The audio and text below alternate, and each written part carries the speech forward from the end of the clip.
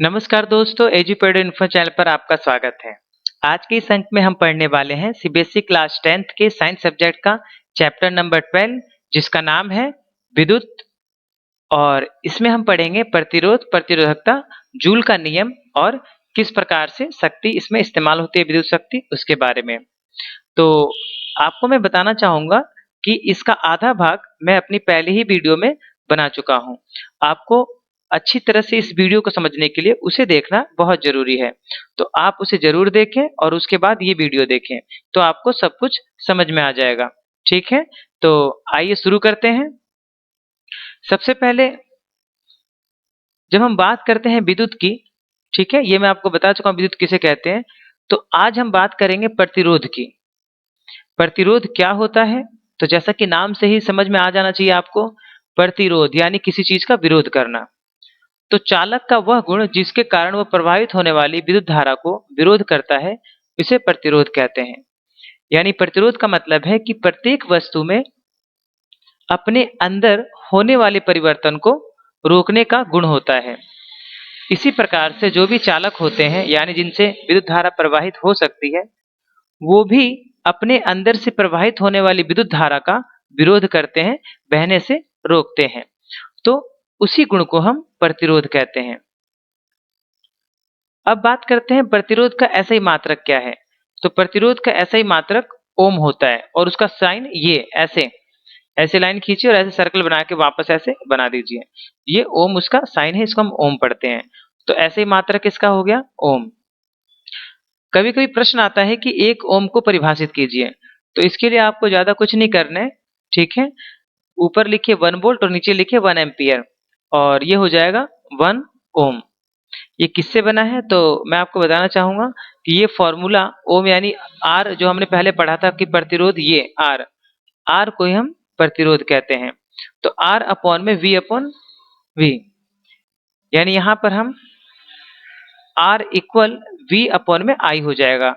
We का मतलब होता है वोल्ट और आई का मतलब होता है विद्युत धारा यानी करंट। वी मीन्स वोल्टेज यानी विभवांतर और आई का मतलब विद्युत धारा। तो इस प्रकार से वोल्टेज का हम नापते हैं, विभवांतर को हम नापते हैं वोल्ट में और करंट को नापते हैं एम्पियर में। तो ये उनकी यूनिट हो गई, यानी कि मात्रक हो गया। जब परिपथ में यानी एक ओम को कैसे परिभाषित करेंगे वो यहाँ पे बताया गया है।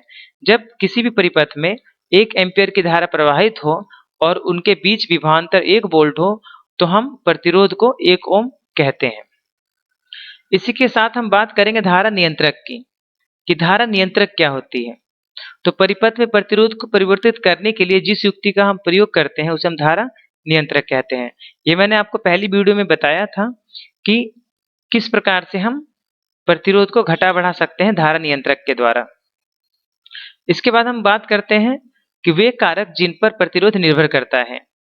दोस्तों, प्रतिरोध 4 कारकों पे मुख्य रूप से निर्भर करता है। सबसे पहला जो होता है चालक की लंबाई। चालक की लंबाई के समानुपातिक होता है। इसका मतलब ये होता है कि जितना लंबा तार होगा प्रतिरोध उतना अधिक होगा। यही कारण होता है कि बैटरी में तार छोटे लगाए जाते हैं, क्योंकि बैटरी में विभवांतर कम होता है और तार अगर लंबा रखा जाएगा तो विद्युत धारा बहुत दूर तक पहुंच ही नहीं पाएगी। उसके बाद है अनुप्रस्थ काट के क्षेत्रफल के व्युत्क्रमानुपाती। समानुपातिक का मतलब होता है कि अगर एक राशि बढ़ रही है तो दूसरी भी बढ़ेगी और एक अगर घट रही है तो दूसरी भी घटेगी। लेकिन जब हम बात करते हैं व्युत्क्रमानुपाती का, तो व्युत्क्रमानुपाती का मतलब होता है कि अगर एक राशि बढ़ रही है, यानी एक क्वांटिटी अगर बढ़ती है तो दूसरी क्वांटिटी घटती है। तो अनुप्रस्थ काट के क्षेत्रफल का मतलब है कि आप एक गन्ना लें और उसको एक नाइफ से काट दे बीच में से, तो जो आपको अंदर का चूसने वाला भाग मिलेगा, ठीक है, दिखेगा, वो अनुप्रस्थ काट का क्षेत्रफल कहलाता है। तो उसकी व्युत्क्रम यानी कि जैसे जैसे पाइप की मोटाई बढ़ती जाएगी, इसको ऐसे समझ सकते हैं कि अगर हम एक पाइप लें तो आप ध्यान से समझ लें इसको कि पाइप अगर मोटा होगा तो उसमें से आराम से, बहुत ही आराम से अधिक पानी बह पाएगा, ठीक है। लेकिन अगर पाइप बहुत पतला होगा तो उसमें से पानी कम बहेगा। तो ये व्युत्क्रमानुपाती का उदाहरण हुआ कि अगर चालक का अनुप्रस्थ काट का क्षेत्रफल अधिक है तो उसमें से विद्युत धारा बहुत आसानी से प्रवाहित हो सकती है, तो प्रतिरोध कम होगा। और अगर चालक का अनुप्रस्थ काट का क्षेत्रफल कम है तो उसमें प्रतिरोध अधिक होगा, क्योंकि विद्युत धारा कम बहेगी। उसके बाद प्रतिरोध तीसरा जो फैक्टर है वह है तापमान के समानुपाती होता है। जैसे जैसे तापमान बढ़ता है विद्युत परिपथ का या चालक का, वैसे वैसे उसमें जो इलेक्ट्रॉन जो एक ही दिशा में जा रहे होते हैं, अधिक गर्म होने की वजह से यानी अधिक ऊर्जा प्राप्त होने की वजह से वो अपने मार्ग से भटक जाते हैं और वो सभी दिशाओं में गति करने लगते हैं, जिसकी वजह से किसी एक दिशा में इलेक्ट्रॉन का प्रवाह नहीं हो पाता है और इसी कारण तापमान बढ़ता है तो प्रतिरोध भी बढ़ता है। इसी कारण लिखा हुआ है कि तापमान के समानुपातिक होता है प्रतिरोध, यानी प्रतिरोध बढ़ेगा यदि तापमान बढ़ेगा तो, और मैंने आपको रीजन बता दिया क्यों ऐसा होता है। इसके बाद पदार्थ की प्रकृति पर भी निर्भर करता है। इसका मतलब यह है कि अगर आप चांदी से तार बनाएंगे तो बहुत अच्छा चालक होगा वो, उसमें चांदी में यानी कि सिल्वर में बहुत कम, ठीक है, बहुत कम प्रतिरोध होता है, ठीक है। उसके बाद कॉपर है जो चांदी से थोड़ा सा कम होता है। तो ये 4 फैक्टर थे। आइए अब चलते हैं अगले टॉपिक की तरफ, विद्युत प्रतिरोधकता किसे कहते हैं। तो ये प्रतिरोध ही है, बस इसमें एक चीज जुड़ जाती है, वो ये है कि लंबाई जुड़ जाती है। तो 1 मीटर चालक की लंबाई, यानी अगर 1 मीटर हो तो उसमें 1 मीटर लंबाई में किसी चालक के कितना प्रतिरोध है, उसे हम बोलते हैं विद्युत प्रतिरोधकता। प्रतिरोधक प्रतिरोध होता है वो क्षमता जिसके कारण वो अपने अंदर से बहने वाले विद्युत धारा को रोकती है, और प्रतिरोधकता का मतलब है कि 1 मीटर में कितना प्रतिरोध है। ठीक है दोस्तों। और प्रतिरोध का जो ऐसा ही मात्रक होता है वो ओम होता है, और प्रतिरोधकता का जैसे कि मैंने बताया कि इसमें लंबाई जुड़ जाती है तो मीटर जुड़ जाता है, तो ऐसे इस प्रकार से बन जाता है ओम मीटर, और इसका चिन्ह ऐसे दिखाएंगे हम। ये इसका ऐसा ही मात्रक है। उसके बाद हम बात करते हैं प्रतिरोधकता की, कि प्रतिरोधकता चालक की लंबाई व अनुप्रस्थ काट के क्षेत्रफल के साथ नहीं बदलती, परंतु तापमान के साथ परिवर्तित होती है। धातुओं में मिश्र धातुओं का प्रतिरोधकता परिसर 10 की पावर -8 से लेकर 10 की पावर -6 ओम मीटर तक होता है। इसके बाद मिश्र धातुओं की प्रतिरोधकता उनकी अवयवी धातुओं की अपेक्षाकृत अधिक होती है। मिश्र धातुओं का उच्च तापमान पर शीघ्र ही उपचयन यानी दहन नहीं होता, अतः इनका उपयोग तापन की युक्तियों में किया जाता है। हाँ, ये आप बहुत ही ध्यान से इसे समझ लें, क्योंकि प्रश्न आते रहते हैं अक्सर एग्जाम में इससे संबंधित, कि मिश्र धातु के मतलब हम जो है, जो भी इस्त्री होता है या फिर कोई दूसरी चीजें होती है गर्म करने वाली, उसको हम प्योर मेटल से नहीं बनाते, यानी कि शुद्ध धातु से नहीं बनाते, बल्कि मिश्र धातु से बनाते हैं। ऐसा क्यों? तो ऐसा इसलिए कि जो प्योर मेटल है वो जल्दी पिघल जाती है, जबकि जो धातुएं हैं, मिश्र धातुएं हैं, वो जल्दी नहीं पिघलती और उनका दहन नहीं होता, यानी वो जलती नहीं है, ऑक्सीजन से जलती नहीं है। जबकि जो धातु होती है वो अभिक्रियाशील होती है, थोड़ा सा तापमान मिलता है तो वो जलने लग जाती है, ऑक्साइड बना लेती है। यही कारण है कि हम मिश्र धातुओं का उपयोग करते हैं। तांबा व एल्युमिनियम का उपयोग विद्युत संचरण के लिए किया जाता है, क्योंकि इनकी प्रतिरोधकता कम होती है और ये सस्ते भी होते हैं, क्योंकि सिल्वर का इस्तेमाल तो हम कर नहीं सकते, सिल्वर काफी महंगा होता है, ठीक है। इसीलिए हम तांबे का यानी कॉपर का और एल्युमिनियम का इस्तेमाल करते हैं, उसी के तारे बनाते हैं। आइए बात करते हैं प्रतिरोध को किस प्रकार से क्रम में लगाया जाता है। तो दोस्तों, प्रतिरोध को क्रम में लगाने की 2 विधियां होती हैं, एक होती है श्रेणी क्रम और एक होता है पार्श्व क्रम। पार्श्व क्रम को हम समांतर क्रम भी कहते हैं, उसको आगे डिस्कस करेंगे। पहले समझ लेते हैं प्रतिरोधकता का श्रेणी क्रम संयोजन।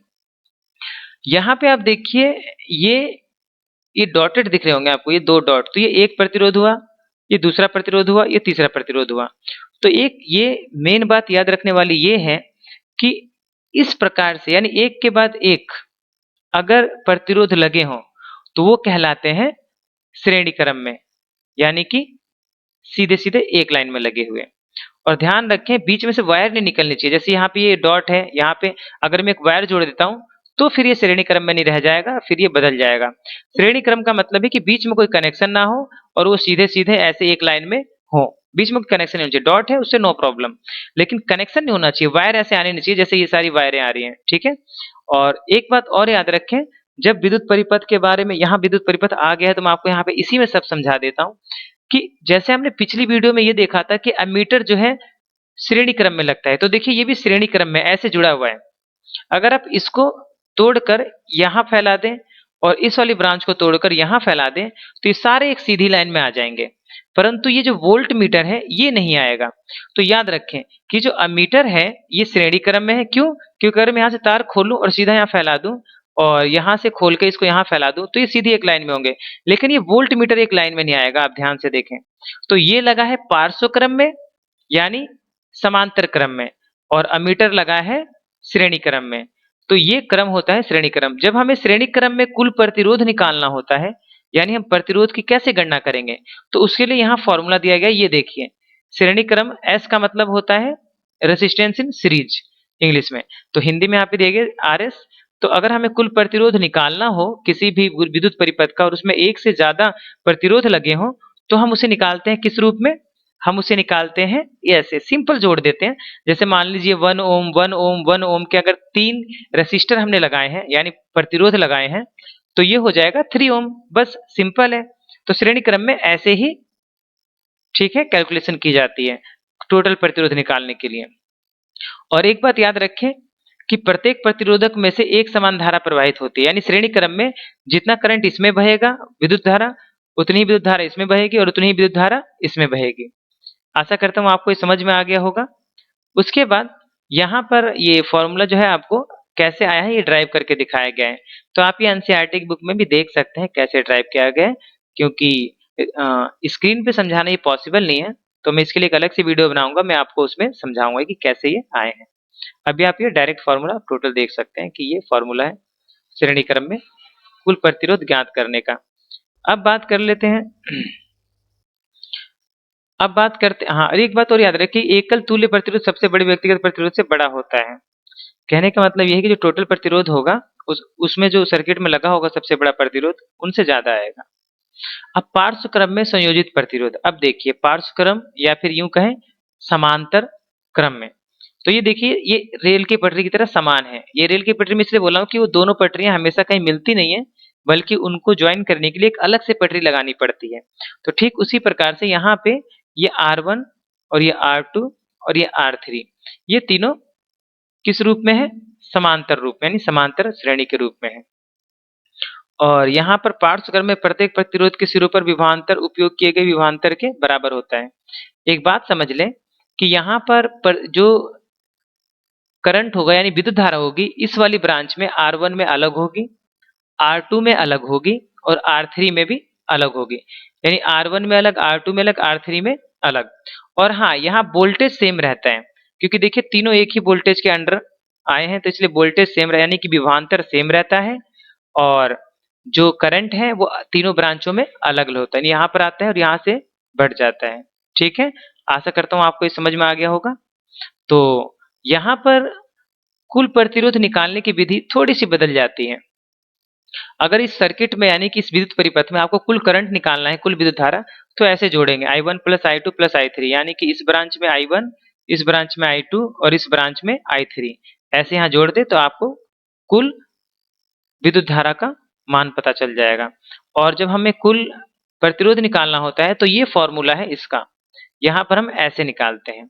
और याद रखें दोस्तों, अगर आपको बहुत ज्यादा रेटिंग के प्रतिरोध दिए गए हों और आपसे कहा जाए कि इन सबको जोड़कर बहुत कम रेटिंग प्राप्त करनी है तो कैसे करेंगे, तो हमेशा याद रखें तब आप पार्श्व क्रम यानी समांतर श्रेणी का इस्तेमाल करें, यानी कि इसी क्रम में जोड़ें जैसा कि ऊपर इस चित्र में दिखाया गया है।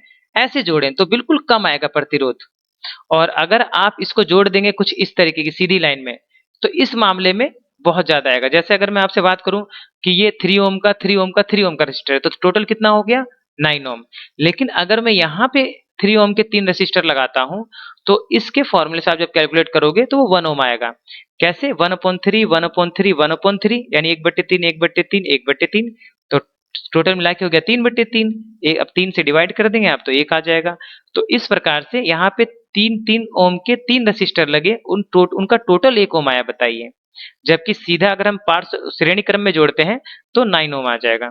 तो वही यहाँ पे लिखा हुआ है कि एकल तुल्य प्रतिरोध का व्युत्क्रम पृथक होता है। और प्रतिरोधों के व्युत्क्रमों के योग के बराबर होता है। इसको ज्यादा ध्यान ना दें इस परिभाषा को, आप ये समझे जो मैंने आपको बताया है। अब हम बात करते हैं श्रेणी क्रम संयोजन की तुलना में पार्श्व क्रम संयोजन के क्या लाभ हैं, यानी हमें क्या प्रॉफिट है, ठीक है, पार्श्व क्रम में जोड़ने का। तो श्रेणी क्रम संयोजन में जब एक अवयव खराब हो जाता है तो परिपथ टूट जाता है तथा कोई भी अवयव काम नहीं करता, यानी एक लाइन में लगे हुए हैं, अगर एक कंपोनेंट खराब हुआ इसका मतलब ये कि विद्युत आगे जाएगी नहीं, तो आगे के सारे कंपोनेंट नहीं चलेंगे या चलेंगे। और अलग अलग अवयव में अलग अलग धारा की जरूरत होती है, यह गुण श्रेणी क्रम में उपयुक्त नहीं होता क्योंकि श्रेणी क्रम में धारा एक जैसी रहती है, तो इसलिए श्रेणी क्रम अच्छा नहीं माना जाता है घरों में इस्तेमाल करने के लिए। हम घरों में हमेशा पार्श्व क्रम यानी कि समांतर, ठीक है, समांतर श्रेणी का ही इस्तेमाल करते हैं, समांतर क्रम में लगाते हैं। तो पार्श्व क्रम संयोजन में प्रतिरोध कम होता है, ठीक है, इसीलिए ये भी एक कारण है। और एक स्विच से अगर हम सब चलाएंगे, पंखा, टीवी, फ्रिज, तो ये संभव नहीं है ना, तो इसीलिए हम पार्श्व क्रम इस्तेमाल करते हैं घरों में, और हर एक चीज के लिए यानी हर एक इक्विपमेंट के लिए अलग स्विच दे देते हैं। आइए बात कर लेते हैं तापीय प्रभाव की, जो कि मैंने आपको बताया था कि शुरू में कि जूल का नियम, जूल का उष्मा का नियम। तो यदि एक विद्युत परिपथ विशुद्ध रूप से प्रतिरोधक है तो स्रोत की ऊर्जा पूर्ण रूप से उष्मा के रूप में क्षयित होती है, इसे विद्युत धारा की तापीय प्रभाव कहते हैं। आप सबने प्रेस देखा होगा, इस्त्री यानी जिसे हम कपड़े प्रेस करते हैं, ठीक है, तो उसमें बहुत बहुत ही अधिक मात्रा का क्या लगा होता है, प्रतिरोधक, जो उष्मा को यानी कि जो विद्युत को उष्मा में बदल देता है। इतनी ज्यादा विद्युत जाती है उसमें, वो आगे जाने नहीं देता है, जिससे कि वो गर्म हो जाता है, हीट यानी कि उष्मा उत्पन्न होती है। और उसी वो उष्मा जो है कैसे उत्पन्न होती है वो यहाँ समझाया गया है कि कैसे प्रभावित होती है। तो ये जो उष्मा है वो सीधे सीधे जो है, ठीक है, यहाँ ऊर्जा से कैलकुलेशन की गई है कि ऊर्जा बराबर होता है शक्ति गुणे समय। तो शक्ति होती है P और समय होता है T। शक्ति का मात्रक होता है VI, सॉरी, शक्ति का जो फॉर्मूला होता है वो होता है, देखिए, P इक्वल VI, ये है शक्ति पावर का फॉर्मूला। और ओम्स नियम के अनुसार, ओम के नियम के अनुसार V इक्वल होता है IR, यानी विभवांतर इक्वल होता है IR, ठीक है। तो यहाँ पर क्या किया गया है कि P की वैल्यू रखी VI, ये देखिए यहाँ पे, और फिर इसी V की वैल्यू इसमें वापस रख दी, तो I दो बार हो गया तो I स्क्वायर हो गया और RT हो गया। तो इस प्रकार से ये फॉर्मूला बना किसका, उष्मा का यानी कि हीट का। तो यहाँ पे तीन फॉर्मूले हो गए, H equal PT, H equal VIT, H equal I square RT। इसके अलावा भी एक आध बना सकते हैं आप अपनी तरफ से, जैसे यहाँ इसने बनाया I स्क्वायर RT। और जूल, तो इसी नियम को हम बोलते हैं क्या, जूल का विद्युत धारा का तापन नियम। ओके, अब इस नियम की कुछ विशेष बातें जान लेते हैं। आइए, किसी प्रतिरोध में उत्पन्न उष्मा विद्युत धारा के वर्ग के समानुपाती होता है। इसका मतलब ये होता है, ठीक है, कि अगर विद्युत धारा 2 गुना बढ़ेगी तो उष्मा 4 गुना बढ़ जाएगी, क्योंकि 2 का वर्ग करना है आपको। अगर 3 गुना बढ़ जाती है विद्युत धारा तो उष्मा 9 गुना बढ़ जाएगी। कैसे, 3 का आप वर्ग करोगे, स्क्वायर निकालोगे, 3 गुणे 3 यानी कि 9। ठीक वैसे ही प्रतिरोध के समानुपाती होती है, यानी प्रतिरोध बढ़ेगा तो विद्युत उष्मा बढ़ेगी। और उसके बाद विद्युत धारा के प्रवाहित होने वाले समय के समानुपाती होता है। जितनी देर तक विद्युत धारा बहेगी उष्मा उतनी अधिक होगी। तापन प्रभाव हीटर, प्रेस आदि में वांछनीय होता है, यानी आप सभी जानते हैं कि हीटर में, प्रेस में, ये सब में तापन होता है, यानी कि उष्मा उत्पन्न होती है। परंतु मतलब इसमें वांछित का मतलब यह है कि इसमें इसकी जरूरत है तो इसलिए इसका इस्तेमाल किया जाता है। लेकिन जब हम बात करते हैं कंप्यूटर की, मोबाइल की, तो इसमें अवांछनीय है, यानी इसमें हमें नहीं चाहिए। हमारा फोन गर्म नहीं होना चाहिए, लैपटॉप गर्म नहीं होना चाहिए, ठीक है, नहीं तो काम नहीं करेगा ढंग से। तो यही वो बताया जा रहा है। विद्युत बल्ब में अधिकांश शक्ति ऊष्मा के रूप में प्रकट होती है तथा कुछ भाग प्रकाश के रूप में उत्सर्जित होता है। तभी तो एक बल्ब के पास आपको गर्मी महसूस होती है, और प्रकाश तो खैर दिखता ही है। विद्युत बल्ब का तंतु टंगस्टन का बना होता है। उसके कारण यह है कि यह उच्च तापमान पर उपचयित नहीं होता है। उपचयित मतलब कि ऑक्सीजन से अभिक्रिया नहीं करता है। और इसका गलनांक बहुत ज्यादा होता है, 3380 डिग्री सेल्सियस। बल्बों में रासायनिक दृष्टि से अक्रिय नाइट्रोजन तथा आर्गन गैस भरी जाती है, जिससे तंतु की आयु में वृद्धि होती है। तो कौन सी गैस, ध्यान दीजिएगा यहाँ पे, आर्गन और नाइट्रोजन, ये रिएक्शन नहीं करती है इसलिए इनको भरा जाता है, ठीक है। अब बात करते हैं विद्युत शक्ति की, जो कि हमने ऊपर इस्तेमाल किया था, P इक्वल VI। तो विद्युत शक्ति दोस्तों होता है, ठीक है, विभवांतर गुणे में विद्युत धारा। तो विभवांतर को आप यहाँ पे V जो है उसको आप V इक्वल IR होता है ओम्स लॉ के अनुसार। मैं आपको यहाँ दिखा देता हूँ। ओम्स लॉ के अनुसार V इक्वल क्या होता है IR। तो यहाँ पे एक बात को आपको ध्यान रखना है कि पावर के बहुत सारे ये रहा यहाँ पे V इक्वल IR। तो पावर के यहाँ पर बहुत सारे फॉर्मूले हो सकते हैं, बस आपको विशेष बातों का ध्यान रखना है। ठीक है, तो पावर के कई फार्मूले हो सकते हैं, जैसा कि एक तो ये हो गया P इक्वल VI, और दूसरा हो गया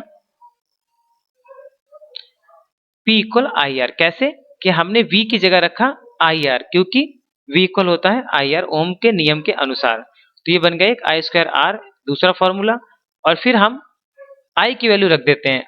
ओम के नियम के अनुसार अगर हम I की वैल्यू निकालेंगे तो ये होगा V स्क्वायर अपॉन R। तो इस प्रकार से ये हमारे पास शक्ति के 3 मात्रक आ गए, VI और I स्क्वायर R और V स्क्वायर अपॉन में R। और शक्ति का जो ऐसा ही मात्रक होता है वो वाट होता है, और इसको W से दिखाया जाता है। ठीक है दोस्तों, और 1 वाट इक्वल होता है 1 वोल्ट गुणे में 1 एम्पियर। ठीक है, इससे बनाया गया।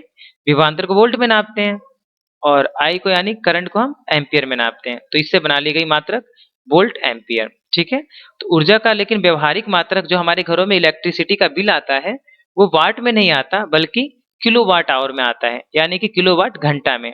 तो किलोवाट आवर को हम यूनिट भी कहते हैं। ठीक है, देखिए यहाँ पे बताया भी गया है कि 1 किलोवाट आवर को विद्युत ऊर्जा की एक यूनिट भी कहते हैं। ठीक है, तो आम भाषा में हम यूनिट समझते हैं, लेकिन वैज्ञानिक भाषा में इसे किलोवाट आवर लिखते हैं। और 1 किलोवाट आवर इक्वल होता है 3.6 गुणे में 10 की पावर 6 जूल, अगर हमें जूल में बताना हो तो, अन्यथा हम इसे 1 किलोवाट आवर ही कहेंगे। तो ये कमर्शियल यूनिट है इसकी। ओके, और ये जो है वैज्ञानिक यूनिट यानी कि ऐसा यूनिट है। तो इस प्रकार से ये चैप्टर खत्म होता है। दोस्तों, अगर आपको ये वीडियो पसंद आई हो, अच्छी लगी हो, तो आप इस चैनल को जरूर सब्सक्राइब करें अगर आप नए यूजर हैं तो, और अगर आप पुराने हैं तो आप हमारी लेटेस्ट वीडियो के लिए बेल जरूर दबाएं सब्सक्राइब बटन के बगल में, ताकि आपको लेटेस्ट, या फिर आप नए हैं तो भी बेल जरूर दबाएं ताकि हमारी लेटेस्ट वीडियो के अपडेट्स आपको मिलते रहें।